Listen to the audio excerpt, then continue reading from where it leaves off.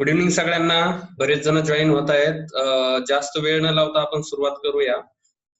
बऱ्याच जणांचा का रिझल्ट आलेला आहे, फोन मेसेज त्यांचे आले. स्कीम रिलेटेड बरंचसं टार्गेट आपलं स्कीम वरती असणार आहे. त्यामुळं स्कीमचे जे व्हिडिओ आहेत ते 2 दिवसाला किंवा डेली एखादा व्हिडिओ स्कीम रिलेटेड येईल. तर तो सगळ्यांनी पहा व्यवस्थित. तर सुरुवात करूया. सर्वात महत्वाची स्कीम जी आहे ती प्रधानमंत्री फसल विमा योजना. ही लॉन्च झालेली आहे 18 फेब्रुवारी 2016 खरीप मध्ये. त्यानंतर बऱ्याचशा ठिकाणी जे काही ऑब्जेक्टिव्ह आहेत, जे ऑब्जेक्टिव्ह महत्वाचे स्कीम का लॉन्च करण्यात आली, का या मागचे कारण काय काय होते, तर ते थोडस आपण पाहूया. तर काय आहेत या स्कीम मागचे objective? The provide financial support to the farmer suffering crop losses damage arising out of the unforeseen event. जे काही बेसिकली जे फायनान्शियल सपोर्ट करणं, the scheme will provide the financial support to the farmer referring the crop losses कशा प्रकारे होतात, कुठल्या प्रकारचे crop losses आहेत, त्या कुठल्या कंडिशन आहेत की त्यामध्ये त्या प्रोव्हाइड केल्या जातात, डॅमेज कसे झाले तर ते प्रोव्हाइड केले जातात. तर यामधले सगळ्यात महत्वाचं जे काही फॅक्टर असेल ते unforeseen condition, which means the condition which is unexpected condition which is occurs in the farmer's field. Unexpected म्हणजे फॉर एग्जाम्पल बहुत ज्यादा रेनफॉल हो गया वहां पे, तो हो गया अनएक्सपेक्टेड कंडीशन. हिल स्टॉर्म आ गया, तो हो गया अनएक्सपेक्टेड कंडीशन. उस हर एक कंडीशन के ऊपर जो भी फार्मर्स के लॉसेस होने वाले हैं वो लॉसेस कवर करने का काम ये स्कीम करती है. Second, stabilize the income of the farmer to ensure their continuation in the farming. Farmer का जो भी इनकम है वो स्टेबलाइज करने के लिए और उसको मेंटेन रखने के लिए और फार्मिंग करने के लिए, या फार्मिंग को जो भी जिसको हम बोलते हैं एनकरेजमेंट ऑफ द फार्मर, तो वो करने के लिए ये स्कीम का भी सबसे इम्पोर्टेंट रोल है. Then encouraging the farmer to adopt the innovative and modern agricultural practices. बहुत सारी स्कीम है जो कि ये काम कर रही है, adoption of the innovative techniques. या सगळ्या गोष्टींमध्ये मॉडर्न ऍग्रिकल्चरल प्रॅक्टिसेस किंवा जे काही शेतकरी पूर्वापार करत आलेले आहेत त्या व्यतिरिक्त शेतकऱ्यांना काही नवीन देता येईल का किंवा एनकरेज करता येईल का, या मागचं काम ही प्रधानमंत्री फसल विमा योजना करते. त्यानंतर ensuring the flow of credit to the agricultural sector will be contributed to the food security, crop diversification and enhancing the growth and competitiveness of the agricultural sector, beside the protecting the farmer for the basically the production risk. तर या मागचं सगळ्यात महत्वाचं वाक्य जे आहे, important जो भी sentence है यहाँ पे, so this scheme will provide the contribution related with the food security.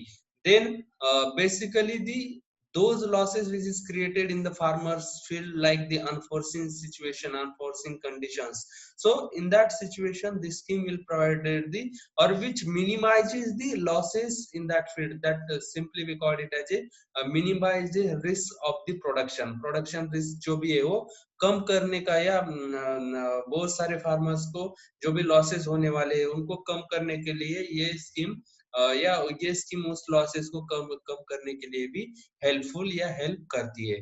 Then next, coverage of the crop, which crop which is covered under the scheme. Food grain के रिलेटेड जो भी है, serials हो, millets हो या pulses हो, तो वो सब आते हैं इसमें. सीरियल्स में जो भी बाजरा हो, व्हीट हो, मिलेट्स में फिंगर मिलेट, जो भी माइनर मिलेट्स है, जितने भी मिलेट्स है, maximum millets that will be comes under this scheme. Then pulses में जितने भी है वो स्कीम के अंडर आते हैं. देन ऑयल सीड में जो भी क्रॉप्स है. Then annual commercial and annual horticultural crops. Annual commercial में कौन से आते हैं? जो भी एग्रोनॉमिकल क्रॉप्स है, for example the cotton, sugar cane. ये क्वेश्चन 2018 में, आई थिंक आईबीपीएस A4 2018 में पूछा गया था. एनुअल कमर्शियल क्रॉप जो भी शुगर केन एंड कॉटन होते हैं वो that is comes under the annual commercial crop. तो वो क्रॉप, एनुअल हॉर्टिकल्चरल क्रॉप जो भी है वो सब इस स्कीम के अंडर आते हैं. In addition, for the perennial crops, pilot for the coverage can be taken for those perennial horticultural crops for which standard methodology for the yield estimation is available. Standard methodology जो भी available है या basically जिसका high horticulture या technical horticulture जिसको हम बोलते हैं, तो उस क्रॉप में या उस सिचुएशन में कल्टीवेट करने वाले क्रॉप जो भी है वो भी यहाँ पे कवर किए जाते हैं. तो food grain crops basically cereals, millet and pulses, then oilseed crop, annual commercial crop, annual horticultural crops, and again which related with the addition to the pilot for the coverage in related with the perennial horticulture crop. These four things which is comes under this Pradhan Mantri Fasal Bima Yojana. The next coverage and the coverage of the risk and the exclusion. कौन से बातों के लिए, कौन से situation के लिए ये स्कीम काम करती है, या उसके रिलेटेड जो भी एक्सक्लूजन है, जिस ऐसी सिचुएशन आने पे ये स्कीम फार्मर के लिए या उस फार्मर को बेनिफिट नहीं देती है, दोनों भी बातें हम डिस्कस करेंगे. तो रिस्क जो भी है या कवरेज कौन से कंडीशन में यहाँ पे करने वाले हैं. So first, basically the crop losses are covered under this scheme, crop risks leading to the losses, and in addition to the new risk by the state government other than the one mentioned below by the state government is not permitted. Basically जो भी scheme है ये सब crop losses maintain करने के लिए, crop losses count करने के लिए जो भी रिलेटेड है, तो वो वन हर एक फैक्टर जो भी है वो हम डिटेल में डिस्कस करेंगे. सबसे इंपॉर्टेंट फैक्टर है prevented sowing, planting and germination risk. Germination risk को कवर करता है क्या? Definitely germination risk also cover in this scheme. Planting जो भी है, प्रिवेंटेड सोइंग जो भी ड्यूरिंग द जर्मिनेशन या ड्यूरिंग द प्लांटिंग या जो भी इंश्योर लॉसेस वहां पे होने वाले हैं, that will comes under the. अब वो भी लॉसेस कैसे क्रिएट होने वाले हैं, यहाँ पे कौन सी सिचुएशन आने वाली है, कौन सी डेफिसिट ऑफ रेनफॉल हो, यहाँ पे एडवर्स सीजनल या वेदर कंडीशन हो. डेफिसिट ऑफ रेनफॉल मतलब कम एनवायरमेंट सिचुएशन की वजह से या कम रेनफॉल की वजह से, या वहां पे कोई सिचुएशन आती है सीड जर्मिनेट नहीं होता है, तो also that situation will be cover under this Pradhan Mantri Fasal Bima Yojana. Then second, standing crop. Standing crop को कैसे बोलते हैं हम? From the sowing to the harvesting. जैसे ही जर्मिनेशन हो गया उस क्रॉप का, तो वो क्रॉप फार्मर्स के घर तक आने तक या फार्मर के घर तक आने के लिए जितने भी टाइम वो क्रॉप ड्यूरेशन होता है, वो क्रॉप ड्यूरेशन वो कवर कर लेता है. तो उसमें कौन से हजार्डस इफेक्ट या कैलेमिटीज आ सकती है, तो insurance is provided to the cover yield losses due to the non-preventable risk such as the drought, वहां पे रेनफॉल कम हुआ, ड्राई स्पेल, फ्लड, ज्यादा से ज्यादा बारिश की वजह से वहां पे फ्लड आ गया, जैसे इस साल सिचुएशन हुई थी. बहुत सारे फार्मर महाराष्ट्र में और अदर स्टेट में बहुत सारे फार्मर्स का कॉटन या सोयाबीन जो था वो फ्लड में चला गया था, या वो बहुत सारा लॉसेस वहां पे हुआ था. Inundations, it means completely that crop is under the water. सब पानी उस क्रॉप के ऊपर चले जाना है, वो क्रॉप पूरा उस पानी में रहना, जिसको बोलते हैं हम इन्यूडिएशन. वो भी लॉसेस यहाँ पे कवर किए जाते हैं. देन नेक्स्ट है wide spread paste and the disease attack. For example ज्यादा से ज्यादा पेस्ट अटैक होगा किसी क्रॉप के ऊपर, such as the in cotton now the pink bollworm infestation which is increases. So in related with that also the disease and pest attack which is increases, in that situation also this scheme will cover the losses of the farmers. Then landslide is nothing but the ज्याला आपण म्हणतो दरड कोसळणे, बहुत सारा जो भी soil का part है वो नीचे चले जाना due to the heavy rainfall, जिसको बोलते हैं हम landslide. Then fire due to the natural causes. Fire due to the natural causes ज्याला आपण वनवा म्हणतो किंवा आग लागणं असं म्हणतो, जे काही नॅचरल सिच्युएशन मध्ये झाडाच्या फांद्या किंवा एकमेकांवर घासून जे काही वनवा लागतो त्या सिच्युएशनला, that thing also comes under this situation. Then lightning it means the basically we call it as विजा चमकणे. लाइटनिंग म्हणजे काय, आपण ज्याला म्हणतो विजा चमकणे. विजा चमकण्यामुळे जर कुठले लॉसेस शेतकऱ्यांचे झालेले असतील तर ते पण यामध्ये कव्हर केले जातात. Then next to the storms it nothing but the ज्याला आपण म्हणतो वादळ, एकदम वादळ येणं किंवा त्यासोबत हिलस्ट्रोम आणि सायक्लॉन. हिलस्ट्रोम म्हणजे काय तर गारा पडणं, बेसिकली गारा ज्या काही जास्त प्रमाणात पडतो.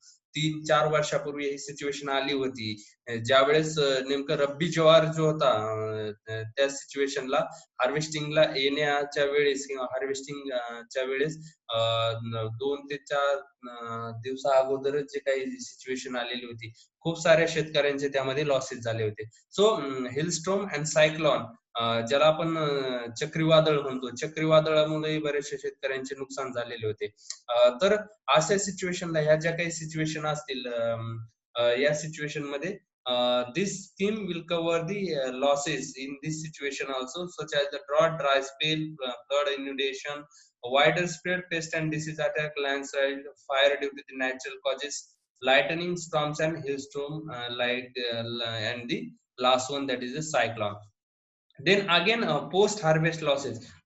पोस्ट हार्वेस्ट लॉसेस में कैसे जो भी मैक्सिमम पीरियड जो भी रहता है up to the 2 weeks from the harvesting, up to the 2 weeks harvesting, ये लाइक सबसे इम्पोर्टेंट है, ये आपको पूछा जा सकता है. पोस्ट हार्वेस्ट लॉसेस में कहाँ तक, up to the 2 weeks after the harvesting the losses will be cover for those crops which are required to be dried in the cut and spread small window condition. Basically harvesting करने के बाद जिस crop के लिए drawing situation है या drawing condition provide करनी पड़ती है, तो उस क्रॉप के रिलेटेड ये बात है, up to the 2 weeks after the harvesting ये यहाँ पे कवर कर सकता है, या ये स्कीम यहाँ पे कवर करती है. देन नेक्स्ट सिचुएशन है लोकलाइज कैलेमिटीज. लोकलाइज कैलेमिटीज में जितना भी है, जो भी हमने प्रीवियसली देखा है, हिल स्ट्रोम है या लैंडस्लाइड है सॉरी, लँडस्लाईड जो भी आहे, जिसको हम कहते हैं भूस्खलन, जे काही जमिनीचा भाग, बराचसा भाग पाण्यासोबत वाहून जाणं, ज्याला आपण लँडस्लाईड म्हणतो. इन्युडेशन्स जे काही पाहिलं की बराचसा भाग त्या शेतकऱ्याच्या पिकावरून पाणी गेलेलं असतं, पूर्ण त्या पाण्याखाली ते पीक राहिलेलं असतं. जर नंतर क्लाउड बर्स्ट, ढगफुटी ज्याला आपण म्हणतो, किंवा नॅचरल फायर, या सगळ्या कंडिशन आपण पाहिलेल्या आहेत. लोकलाइज कॅलॅमिटीज या ज्या काही सिच्युएशन आहेत, यामध्ये this scheme will cover the localized calamities also. Then add on a coverage for the basically the wild animal attack. Wild animals attack तिथे झालेला असेल, किंवा जास्तीत जास्त प्रमाणामध्ये नुकसान झालेलं असेल, तर त्या सिच्युएशनला ही स्कीम शेतकऱ्यांचे लॉसेस कव्हर करते. So this is up to this scheme will be cover the crop losses of that farmer. ये हो गया कवर करने के लिए, या ये सिचुएशन को कवर कर सकता है प्रधानमंत्री फसल बीमा योजना.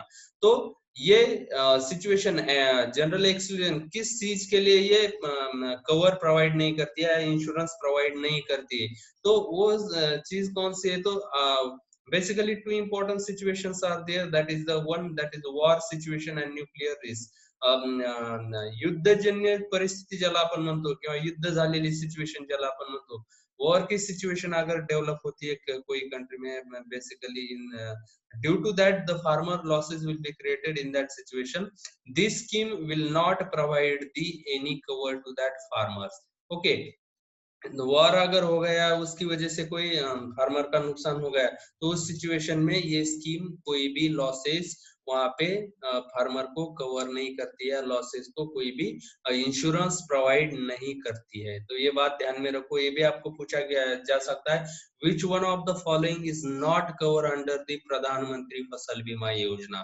तो उसमें ये आपको ध्यान में रखना है, nuclear situation, nuclear situation, nuclear war की सिचुएशन वहां पे आ गई, या कोई डैमेज उस वजह से फार्मर्स फील्ड को अगर हो जाता है, तो उस सिचुएशन में प्रधानमंत्री फसल बीमा योजना उस लॉसेस को कवर नहीं करता है.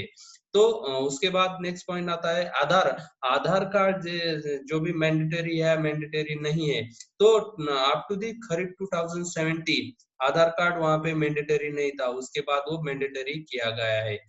फार्मर के लिए आधार जो भी वो इम्पोर्टेंट बात है कि बहुत सारी स्कीमें जो है गवर्नमेंट की वो आधार रिलेटेड ही उसका एनरोलमेंट रहता है। तो Aadhaar has been the made mandatory for the availing the crop insurance from the kharif 2017 kharif season onwards. उसके बाद ये अप्लाई किया गया है। तो उसके पहले farmer not having the Aadhaar ID में also enrolled Aadhaar under the Pradhan Mantri Fasal Bima Yojana subject to their enrolment from the Aadhaar and submission of the proof of the such enrollment as per the notification। आधार उसके पास नहीं होता था तो उसका उससे पहले कैसे एनरोलमेंट कर किया जाता था। सो आधार का जैसे एनरोलमेंट आ जाता है तो that is comes under the proof of identification.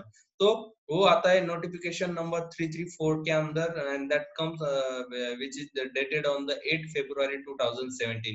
And उसके बाद जो भी है गवर्नमेंट में जो भी इशू किया है that is basically the Aadhaar Act 2016। ठीक है। तो आधार कहाँ से मैंडेटरी किया गया है या आधार कहाँ से आप उस फार्मर के लिए इम्पोर्टेंट हो गया है? खरीफ 2017 के बाद। उसके पहले आधार जो भी 2000 एक्ट 16 का था तो वहां तक वो मैंडेटरी नहीं था। ये भी बात आपके लिए इम्पोर्टेंट है। देन प्रीमियम रेट्स कैसे रहते हैं, प्रीमियम कैसे दिया जाता है? तो द एक्चुअल प्रीमियम रेट जिसको हम एपीआर कहते हैं would be the charge under the Pradhan Mantri Fasal Bima योजना by the implementing the insurance company। the rate of premium payable by the farmers will be as per the following table। ये जो भी खरीफ का, खरीफ में जितने भी आते हैं फूड ग्रेन हो, ऑयल सीड हो, सीरियल्स हो, मिलेट्स हो या पल्सेस, जितने भी क्रॉप्स हो, तो उसका जो भी रेट ऑफ जो भी इंश्योर होता है, सम इंश्योरेंस होता है क्या, तो वो है 2% related with the kharif crop.